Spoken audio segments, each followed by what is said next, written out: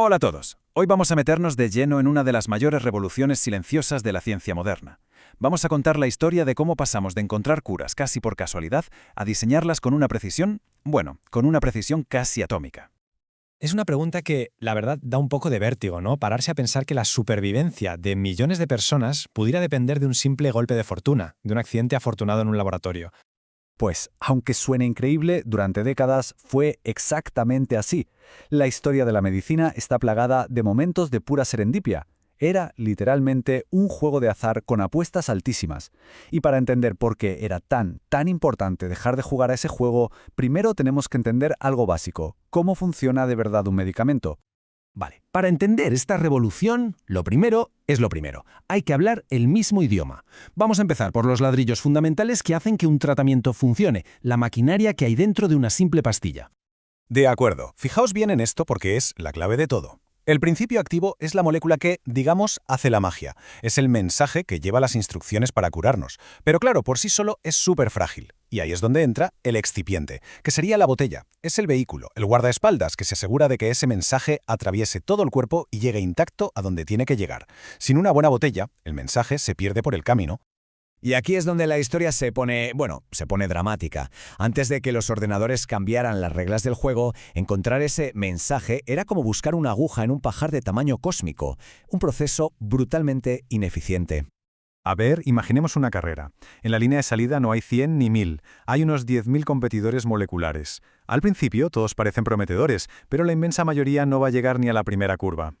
Y ojo, que esta carrera no es un sprint de 100 metros, es un ultramaratón. De media, 15 años de investigación, de pruebas, de desarrollo, para un solo fármaco. Es la vida profesional de una persona dedicada, con suerte, a un único éxito. Y el golpe final, el coste. Más de 800 millones de dólares. Una cifra tan bestial que un solo fracaso en las etapas finales puede llevar a la quiebra a una empresa. Pero, ¿cómo se ve esta locura de fracaso visualmente? El siguiente gráfico es perfecto para entenderlo. Esta imagen lo dice todo. Es el embudo del fracaso. Empezamos con unos 10.000 compuestos. De esos, solo unos pocos cientos pasan las primeras pruebas en el laboratorio. De esos, apenas un puñado llega a probarse en humanos. Y al final, después de 15 años y cientos de millones de dólares, llega uno. Uno de cada 10.000. Las probabilidades de éxito eran sencillamente desoladoras. Pero, ¿y si pudiéramos cambiar las probabilidades a nuestro favor? ¿Y si en lugar de buscar a ciegas pudiéramos diseñar al candidato perfecto desde el principio? Pues aquí es donde entra nuestro protagonista, el diseño de fármacos asistido por computadora, o DIFA. Ojo, esto es súper importante. El DIFAC no es una varita mágica que crea curas de la nada. Como bien dice la fuente, es una herramienta increíblemente potente, sí, pero que necesita a los científicos. Les permite ser más listos, más rápidos y mucho más precisos. Es un copiloto de lujo, no un piloto automático. En la práctica, el DIFAS ataca el embudo del fracaso por 3 frentes. Primero, funciona como un filtro superinteligente, analizando millones de moléculas virtuales para quedarse solo con las que tienen potencial de verdad. Segundo, ordena a las mejores candidatas para que los científicos en el laboratorio se centren en lo que de verdad importa. Y tercero, cuando ya tenemos un buen candidato, lo pule a nivel molecular para hacerlo más potente y más seguro. Y aquí lo vemos en acción. Es alucinante. Los científicos pueden ver en una pantalla cómo encajaría una molécula en su objetivo, como una llave en una cerradura. Pueden cambiar un átomo de sitio, mover un enlace y predecir en el ordenador qué pasará antes de gastar un solo euro en el laboratorio. Es pura arquitectura de moléculas. Ahora vamos a ver el cara a cara, el antes y el después. El contraste es simplemente asombroso. Por un lado, la penicilina, un hongo que cae por accidente en una placa de Petri. Pura suerte, una chiripa. Por otro, los antibióticos de hoy en día, diseñados átomo por átomo para atacar a una bacteria concreta. La herramienta clave ya no es la casualidad, sino unos modelos predictivos súper sofisticados. Se llaman modelos QSAR y vamos a ver qué son exactamente.